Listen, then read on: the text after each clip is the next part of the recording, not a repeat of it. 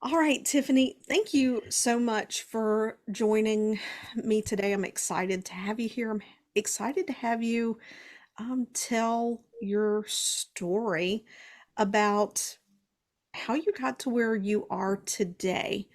Because you mentioned to me that there was a point in time where when you were the salon owner and you were wondering what more is there, right? Am I just Tiffany, the hairstylist, the salon Yeah, owner? I would love for you to just kind of take it from there and let's go on a journey. absolutely. Thanks for having me and letting me share this. For people who aren't familiar with like the hairdresser background, there's a lot of different pay structures and opportunities just in the traditional like hairdresser realm from working, in a commission-based salon, which would be more of a traditional like 9 to 5, to going on your own, to freelancing and etc. And I have to be honest, throughout the years, I worked as a stylist. I helped manage other people's salons, but I didn't really want to be an owner. I knew that that was more work. And I also knew that as a manager, I got some perks and some benefits, but I can't say that that was always like a long calling of mine. And I was living in New York and relocated to Denver. And for the first time, I couldn't find a place I wanted to work in. Now, as a whole, I'm sure there's fine salons in Colorado. I just didn't find what felt like home to me. So I knew that I had to create it. So I continued to work managing other people's salons and also worked with the small business like association, like the community, almost like chamber offices in a town, and built a salon and opened. And I felt like everything that I had worked to kind of led me to that moment. And even in that moment, it was so like I just have to keep going. This is next. Now I have built it out. Now I have staff. Now I have staff, dependent on me. I remember going one time to a stylist apartment. She had just gotten her very first apartment. She traditionally had always had like roommates. And, we went over as a team to like hang out and stuff and see it. And I remember walking into that space and thinking, like, my money pays for this. Like my business isn't always only dependent on me. It is now affording other people, their livelihoods. And it was also just, a lot of pressure at different times that I had to stay afloat and keep going to keep everything going. And let's see, that was like in 2015 that I'd opened. And in 2016 or so, about a year and a half into being open, my world just kind of got shook up.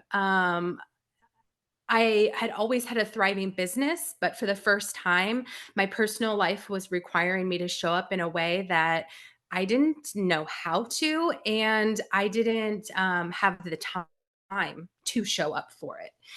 And both of those things kind of led me to that moment of what who am I outside of, a hairdresser? This is my only identity and the only thing that I had felt or created a story that I knew how to do. Yeah, I think you bring up a couple of important things there. You talk about the identity piece Mhm. of it, but it's also when we run a business, Mhm. we don't our personal life isn't on hold. Yeah. And when our personal life is going, sometimes we can create a business where we can put our business on pause, but not always. That's not something that's always possible. How are you managing during that time when you recognize your identity was really caught up in that? I laugh because in many ways I don't know I don't know if managing was really a term that I would use. I think that, when life felt crazy, I threw myself into the business And I can look back at years of my career that when things didn't, weren't going smoothly, or I was being avoidant, or other things were being thrown at me, that's when my businesses soared, because I chose just departmentalize it and shove it away and to really step into the business. It was something that I could control. So what I couldn't deal with at home, or, in my personal life, I really was just kind of avoidant almost of it, and showed up and flourished at work because it was something that I could, control and show up for, and also feed that ego part of like, oh, well, look at this, my work is going really well. How did your personal life do? What was that like during that time when you're avoiding that and throwing yourself into the business? Because I've said many times, sometimes as entrepreneurs, if we're not dealing with the things inside of us that need to be dealt with, our business can kind of become our therapist. Oh, for sure, for sure. you know I mean, just as I was sharing, like, okay, I'm going to avoid this, so I'm going to throw myself into more work. Not only was I making more work inside of my work to do, but because I was a service provider, I was like taking more clients. And it all was a big snowball to burnout. It was funny because I was actually going through some old audio things that I had recorded for clients. And I had shared this story. So I have a bulldog. He's 8 now. I got him also right as the salon was opening. Like, as if you didn't need a lot of new things, I added a puppy to the mix. And anybody who has a puppy, or who doesn't and maybe just seen it on TV, a puppy requires like a lot of attention. And Mash is an old English bulldog, so he was this wrinkly little like smushy thing that was just so cute. And because I own this salon, he could come to work with me, and so it was kind of intertwined on some of that. But I would come home from seeing clients, and maybe 10, 12 hours of a day, like providing services, and I just couldn't deal with Mash. Just, it was too much. I just needed a break. And I also knew that that wasn't fair to him, in the sense of, he's so excited, he's a puppy, he just needs this attention and needs to play. So I like got up and I went to the bathroom, and you shut the bathroom door, and I imagine if people have kids it's probably similar, but here's this little puppy foot like trying to get underneath the bathroom door, trying to get my attention still. I'd use the bathroom, and I found myself just sitting there, because it was like, that was just a few minutes to myself. And then I would get up and go play with my dog again. And I found myself repeating this, that I would sit in the bathroom for a few extra minutes, maybe scrolling on social media. It was just like a few of those minutes where I didn't have to deal with him, work was over, but like I was literally spending my time on the toilet. Like, it doesn't even make sense. And this continues for like a few days, until one day, instead of just sitting on the toilet, I was so tired that I laid down in the empty bathtub. So the bathroom door is still shut, the little puppy paws sticking through it. And I realized that a few minutes wasn't going to be enough, that I needed to like some time to myself. So I laid in that empty bathtub for like 10, 15 minutes, and then got up again to show up for the rest of my evening and proceed on. And then again, the next day, I did the same thing. And so, what moved from a few minutes in a toilet is now me laying empty on a bathtub. And it was really, after doing this routine for, a few days, that turns into a week, do I start to take kind of an inventory, and I'm like, what am I doing? My free time, trying to escape my life, escape the dog, decompress from work, are these minutes in an empty bathtub. And that was really kind of that pivotal point, that like something's not working. Something's not working in the business, something's not working at home, something's not working with like my time management schedule, that I'm having to crawl into an empty bathtub to try to find another place to escape. Yeah, and for everyone listening, I just want you to really take in what Tiffany just shared because it is so important that we can end up in a place where we get basically, I'm going to use the word addicted. We get addicted to the busyness to distract ourselves from what's uncomfortable. And then the busyness became the frustration and the Mhm, problem. And that few minutes in the bathtub was her quiet pull away from everything. But, for some people, it might not be quiet in a bathtub. It might mhm, be a bottle of wine. It might be, um, you know, some other mind altering substance or a way to detach and disconnect from things. And what was, I think, so important that you said was you recognized that that wasn't right for you and you took inventory of what was going on. Where did you where did you go from there? Because I can't imagine it was a very uh, comfortable or pleasing to yourself moment to recognize that you're spending your time laying in the bathtub to get away from this beautiful puppy. I have had kids and I know what it is to like you just need to peel away for a few minutes. So where did you go from there when you recognized that something needed to change? yeah, so moment, where it's kind of like something isn't working with life and work. In that 2015, 2016 time also, I'd had kind of this whirlwind romance, and, unfortunately, my then partner was in a tragic accident, and over the course of about 6 months of not being able to work and walk, had gotten addicted to pain pills, which then in a couple years, he was addicted to like street drugs. So that was like something that was backboning kind of this same time. And a lot of what I was avoiding in life as well.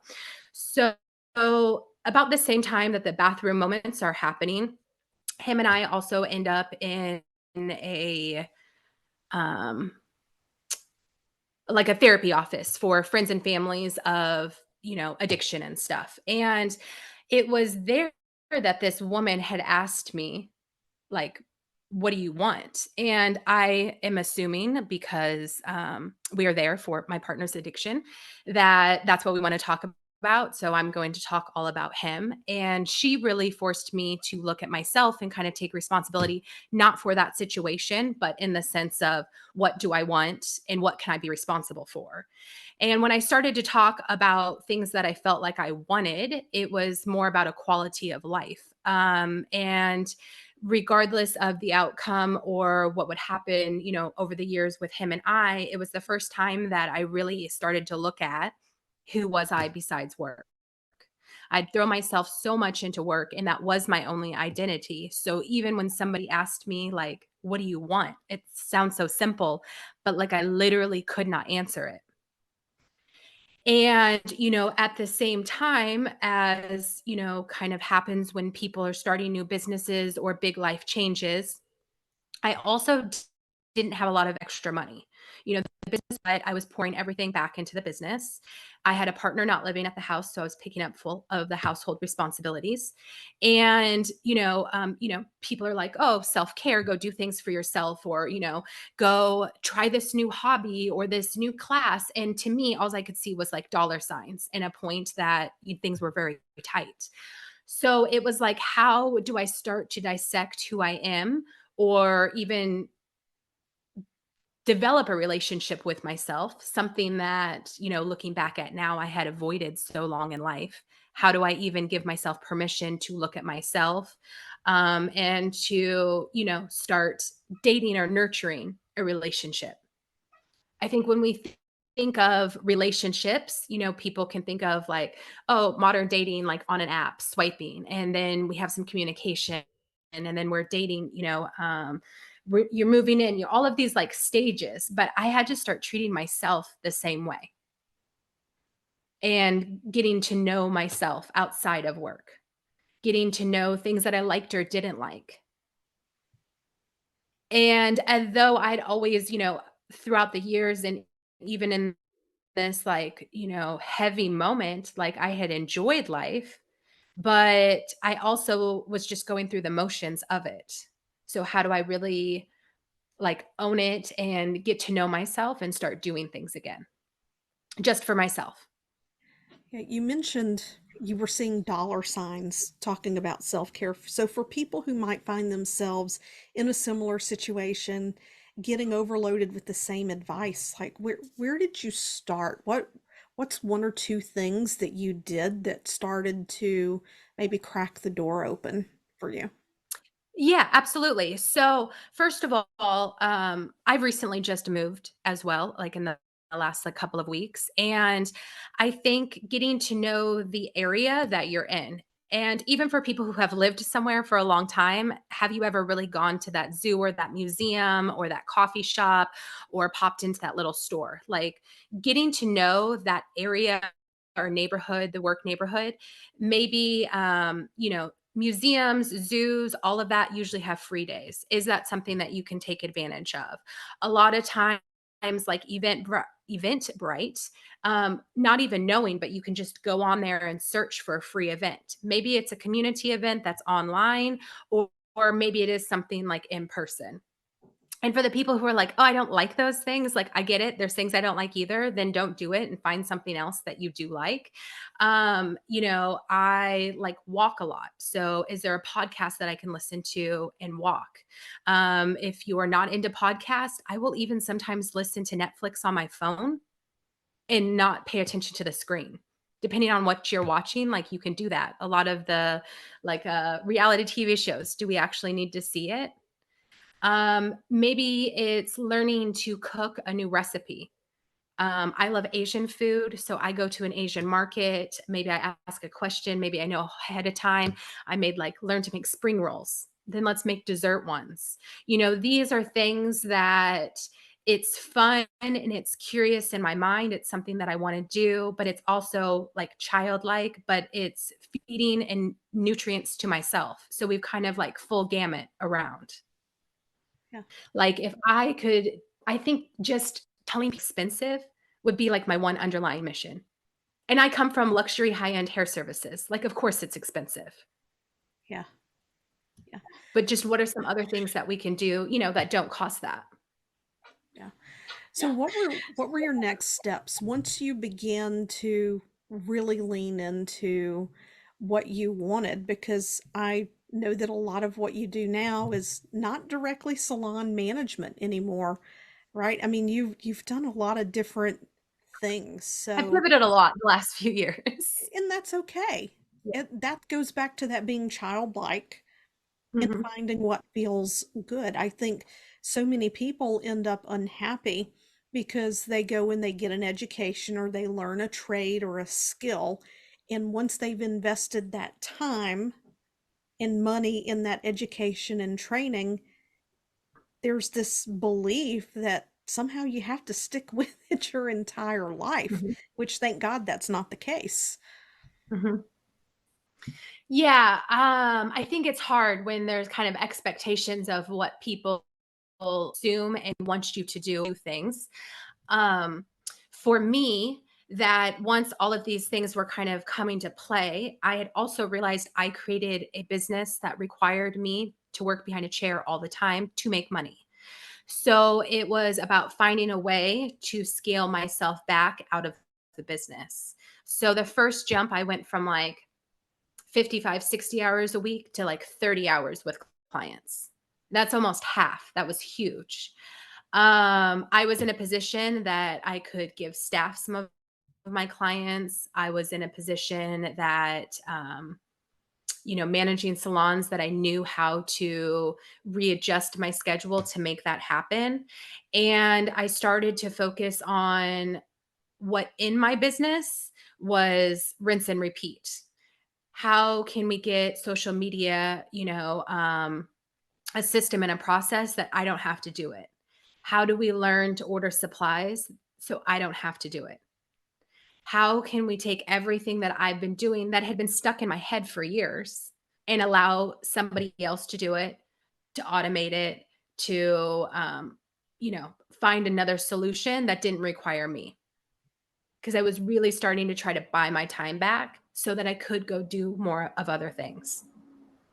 Yeah, that's the beauty of running a business. Correct me if I'm wrong. Did you or did you not create a course for salon owners at one point? Yeah, I've done a lot of things. I when I f- so scaled my business back, cut hours, started making more money, started traveling like every other week, and really over the course of like a year, did a 360 in the salon business. And as I was doing that, I realized that I could help other people do that. I had already, been successful in managing people's salons, so I knew a lot of stuff, already. But then here I did this big transformative thing, and how can I make, other owners' lives simpler? So when I first was playing around with the idea of it, really a couple people had reached out and I was like, "Oh, let's meet for coffee." And then it was like, "Wait, I'm spending my time doing this and I just got my time back." So I created courses on culture, hiring, management of people. I created courses on streamlining policies, procedures, kind of all of that. And I still don't think I ever really found exactly what I was looking for. I realized at some point I liked working with the staff, like the actual technicians, and getting them to soar in their career as opposed to, the salon owners in general. Then I kind of got pushed and went to other business startup. And, I was like, wait, I don't like working behind a computer. I want to go back in person. I think that part of the journey, like I'm still very much so on, but I have created courses for a lot of different things. Yeah, because you were at the retreat last year. And I do remember you talking about the systems piece, and you really weren't, Mhm. kind of sure. You're like, you know what, I think I want to go back. I want to get behind a chair again. And I mean, it's nice because you're in a situation where you have the flexibility that you can go in either direction. But one thing I also notice, you're very much a systems driven person, which I'm not. So that, like, that's one of those things that I envy, because don't ask me to create a system. Give me a system and I'll follow it. It's just such a different way of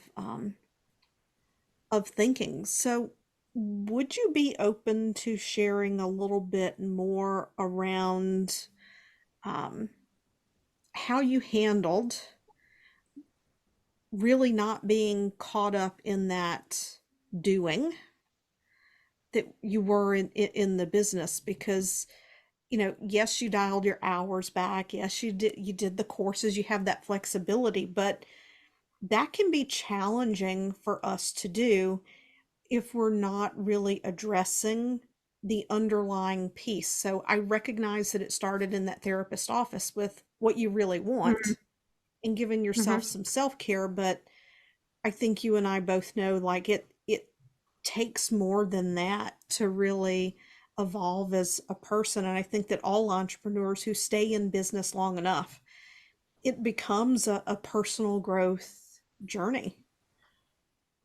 Yeah, for sure. And it's so like intertwined as an entrepreneur. That business, that personal is just, completely just intertwined. Um, um, as a hairdresser, every hour or so, I'm told how good I am. Well, hopefully a client has liked their service, but I get that praise all day long. Oh, it's so great to see you. It's so good. They're reacting to a social media. They're leaving a review. They're leaving me a bigger tip. So all day long, I'm getting like, you're good, you're good, you're good. And then not only when I started to decrease my hours, but in 2020, right, when I closed the salon, all of that is cut off. And then I feel like I went through a huge, other kind of like shift in my life again, because if I was still holding on to that a little bit, it was like completely gone. And going back to the whole, like, a relationship with myself, I had just to sit in the fact that, like, there was a part of me and a part of my ego that loved that so much. And I didn't need other people to validate who I was and how good I was. Like, I could do that for myself, but, like, easier said than done. And, I'm, like, trying to make sense of it even still, like, how, like, all of that would kind of happen. But I think just learning to sit with some of that uncomfortable and stuck. I had spent years not paying attention to myself or, second guessing maybe a decision or something like that. And I could not even like articulate in an emotion how I felt with anything. It was either like everything's great or it's okay. I'd never really allowed myself to be like anything less than. And not that I want anybody to get stuck in that feeling or like this is crappy or, anything, but I also had to learn that it was okay to feel some of that because I had never, even on the Rolodex of emotions, I couldn't even identify them. Like I had to pull up a Google spreadsheet and look for words of emotions to then think if I had felt that way, do I feel that way now? How do I feel it? And, like, that's crazy at, 36, 37, I'm 40 now, but, like, I could not even identify emotions. Like, it was never taught to me. That's not that unusual. I think if any of your listeners are, experiencing, maybe not being able to identify emotion or feel an emotion, one exercise that I had come across that really helped me was you can put a piece of chocolate. And if you have any like food aversions and don't want to do it with food, you can also do this with like an ice cube. But you put this item like in your mouth and you just start thinking of how it feels in your mouth. And again, I had to do this with like a Google sheet in front of me that listed all of all of the adjective words that I didn't even have. But as the chocolate is moving around, you can talk about how it feels in your teeth and your gums, and also, how it's feeling dissolving, or if your cheeks are starting to pucker or anything, because they're just words that I was never even familiar with. Right. And really like trying to get to that core part of emotions. That's how I started was descriptive words and with food.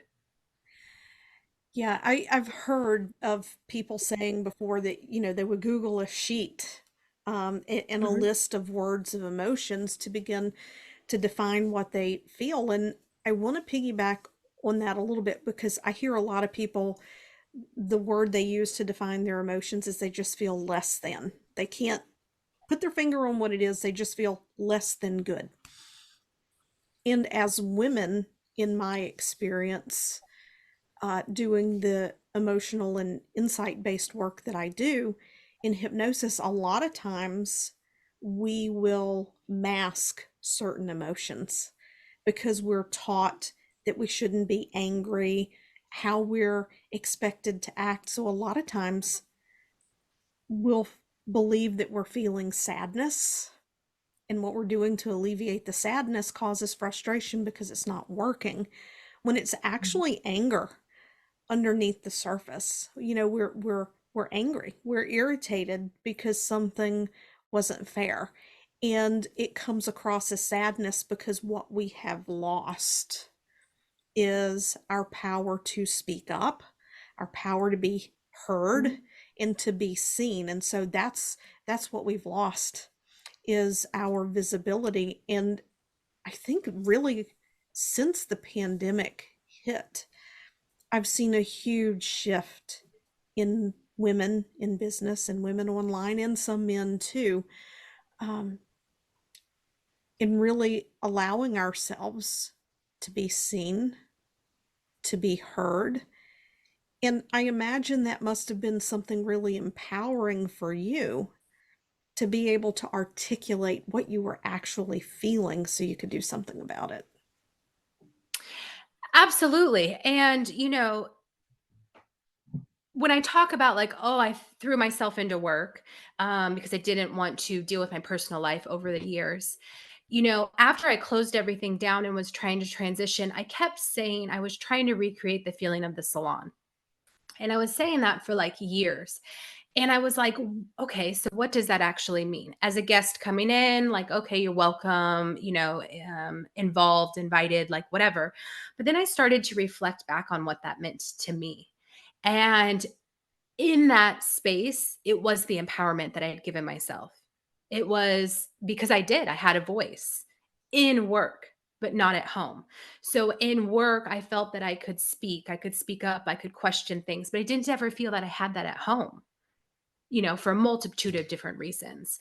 So I really can relate to like what you're sharing. And also, if any of your listeners um, follows Jim, he said this, but it's not like a quote of his, but he was talking one time about how like he wasn't angry because he wasn't like, angry person. And then he, came to the realization that even though it wasn't angry as an angry person, that he was angry, that was an emotion he was feeling, but it was not coming out as like yelling. Like, I'm not a yeller.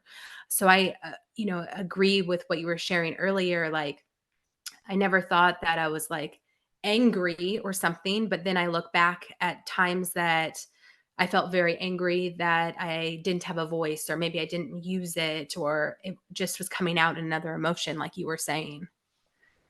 Yeah, it can show up a lot of different ways, and women in particular. Um, you were talking about MASH, but for women who have children, I mean, we're my generation. I'm Gen X. We're coming through this phase where our mothers were transitioning into the workplace. So what we see is a mom who's working, she's cooking, she's cleaning, she's managing the kids, she's doing the laundry, and she's trying to be Mrs. Beaver. Is that the right family? I Yeah. don't know. I didn't watch Yeah. that show. So she's trying to Yeah. be Mrs. Beaver and be a corporate or a business woman, um, whether she's employee or management or above. And what I saw in healthcare, for those of you, if this is your first time listening, I was in healthcare for 25 years. Periodically you would have patients who had cancer, and they would have very aggressive forms of cancer, and I would always hear the surgeons and the nurses say, I'd be given anesthesia and they'd be like, you know what, she is the kindest person, she has sacrificed everything for her family, like everybody talks about how she has always given, and here she is. Well, always giving to somebody else means we're saying no to ourselves. We're saying no to our self care. We're saying no to the things that make us happy, to make other people happy. We're really sacrificing all the time. And because we may not always express that anger as rage, we may not even realize it's there. And I'm really glad that you brought that up, because being in tune to our feelings and our emotions so that we can process and let go of the things that we can put down and walk away from, is so important. Yeah. And, in all of that transition, because I can be as a people pleaser, former people pleaser, or still working on not being a people pleaser all the time. you know, when you talk about how balancing work and having a family or doing this and doing all the things, I've always wanted to do all the things. One, because I'm curious and I want to do it. Two, because I probably want the control of doing the said thing. Three, I have FOMO. And so I don't want to not go to the Halloween party because it's going to be very fun, or, and then I need to show up with a platter of treats for the party because I saw this thing on Pinterest and everybody was making it. And I think that, the big thing for me is that I had to learn it was okay to not do everything. That because I wasn't doing something didn't make me less than. That's that word that you were using again. If I chose not to attend, a social event, people were not going to forget about me. Or it wasn't because I did not care. I also just needed to show up for myself, and that might not work in my schedule right now. I had to be okay that, you know, um, was the kitchen sink dishes going to sit in there? When life is feeling very crazy or overwhelmed, it is probably because of some sort of schedule, time, value, perception of how we're spending our time. And it's messy getting to the other side of that sometimes because it's work, it's transition. We have to do different things, show up differently, like ask for help or whatever those things may be. But I think that it starts with giving ourselves that permission that maybe everything is not getting done. And, until we kind of get a grasp on how we're spending our time or where our focus is or where that intention is and taking care of ourselves to take care of other people better or to show up better for our business, like sometimes that is just messy. And, I used the money reference earlier. Like I didn't have money to do different things. We have to find other ways that don't always, cost money to like be able to have fun or to be able to, steer ourselves out of, some sort of like transition. Yeah. I think giving ourselves permission to say no Mhm. is sometimes one of the most valuable gifts that we can give ourselves. You talked about how you value self acceptance um, earlier. How did you come to that place and what does that look like for you now? So I think there was throughout the years, growing up in childhood and adolescence, that my parents did a phenomenal job of saying, like, you're different. It's okay. It's fun. They accepted my curiosity. My dad let me take apart everything. He was a very patient man. We were constantly like building things. So there was qualities about me that I always knew that maybe were not mainstream, but I was also very grateful that those were celebrated. So I grew up, oh, I just see things different, or I just do things different, or I don't want that. I want this. And that was okay. And as a household, I do recognize that I'm very grateful that I had that and was able to, feel comfortable with some of those things. Then I think we get to like all of the other like messy stuff of myself that I was choosing not to deal with. And that's why I was being avoidant. And that was like something I just had to learn. Nobody really like teaches you, again, going back to like motions, nobody really taught me these things. And I had to start to learn to, that these moments were just a part of my story. They're not the final landing point. Maybe they're pivotal. Most of them years later, like aren't even that big of a deal as they felt in those moments.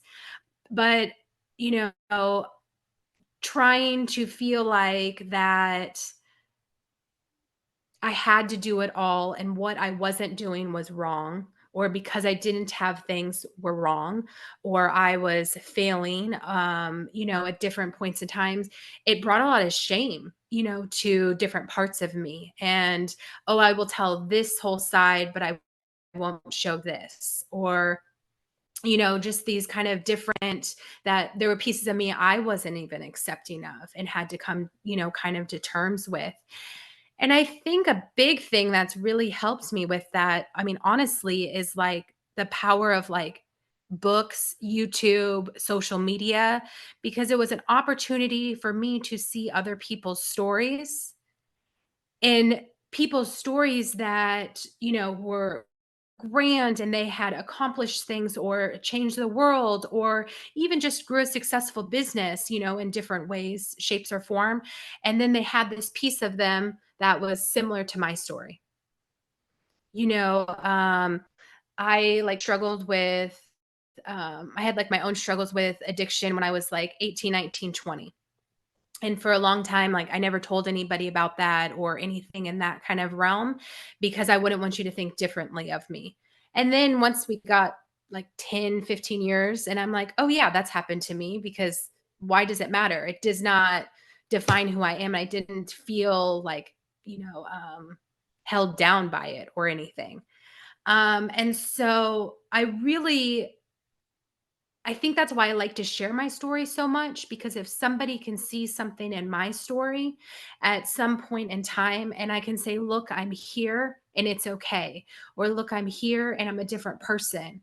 Or look, I'm here and I built a new life, that I really like owe it to other people ahead of me who have chosen to share their story so that I can help learn to accept different pieces of myself.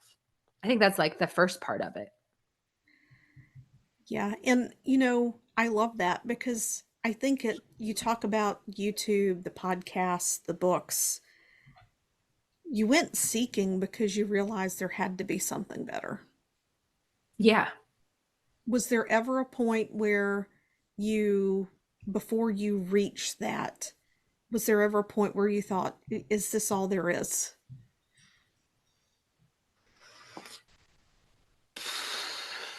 Like, I want to say no, but I do know moments in time I felt very stuck. Yeah, But I do think that I've always just had this notion, intuition, whatever it may be, that nothing is permanent, that everything can change, and that I can create a new life at any point in time. I love that. I I don't know, like from a young age, I was raised more religious, like as a household until my dad was a chemical engineer. So, of course, then I'm in Sunday school asking how Adam and Eve has happened when, I learned about evolution. I mean, it's a whole different topic. But I think that, some of that questioning was always there. And I was probably like 20. Yeah, I was about 20 years old, just getting into hairdressing, and somebody's mother did Reiki and had mentioned to me, like, oh, you should have this done. And I was like, okay, sure. I didn't know anything about it or whatever.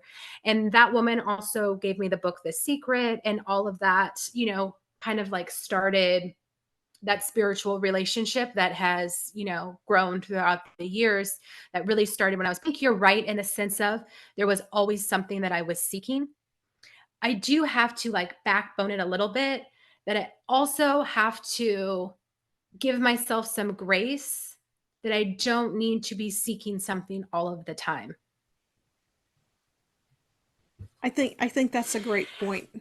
And I talk about that too. There within the spiritual community, there's such an emphasis on journaling and shadow work and introspection that I think that some people get into this incorrect pattern of always thinking there's something that needs to be fixed. Yeah. And know that, yeah, like, is there different things I'm still striving for? Like 100%. But also, like, here are all of, the daily interactions that I have in my life that are great. Here are all the things that I'm still working towards. And, I think that that really probably is like the key to that self acceptance, to learning to be present, because we're happy and content with where we're at. We validate, where we have been, and still knowing that there is more that, that we are trying to obtain or search or answer, but that it's always a moving target, but it doesn't have to be so consuming, and allow yourself the permission to, be present with your day. Yeah. If someone wants to just kind of follow along or learn more about how you help salon Mhm. owners or business owners with systems, because that's really how we buy our time back is with systems. And that could be Yeah. in our personal life too. It just doesn't have to be, it doesn't have to be only in our business. Where can they find you? Where can they follow up? Because I think that this is just a really good place to leave this conversation. Absolutely. So, I'm sure Penny will have all the links and stuff connected, but on my social accounts, I have two. One for the salon world, that is just at Village Solo. And I do have one at Tiffany Giovanni. And she'll have all the links and things, so you don't have to try to spell my last name because it looks like a typo. I really Perfect. love this conversation, and it's one that's going to be worth re-listening to, just because we touched on so many important points around self-acceptance and to know that there's always something better, to recognize when you're distracting away in your life, in your business, and to recognize that that's a sign there's something else going on. And I just love that as a business owner, you pointed out that you were actually creating more to do in your business during the period of time that happened. And just to leave with this one thought that she talked about self acceptance and being present. When we're in a state of self acceptance, we're no longer living in the past. We're not letting that past define us. It's not our identity. We can acknowledge who we are, what we've experienced, and how that's helped us become the person we are without identifying with the person or as the person who experienced those things. So if you enjoyed this episode, please give it a screenshot, tag Tiffany or myself. I'll have our Instagram handles below, and help us share this message with other women and entrepreneurs, and yes, men too, um, who might find some piece of wisdom or insight in this that changes their lives. Thank you so much, Tiffany, for sharing and being vulnerable. Oh, yes, Penny. I mean, thank you so much. I really appreciate you for having me. All right. I'll catch you next week, everybody.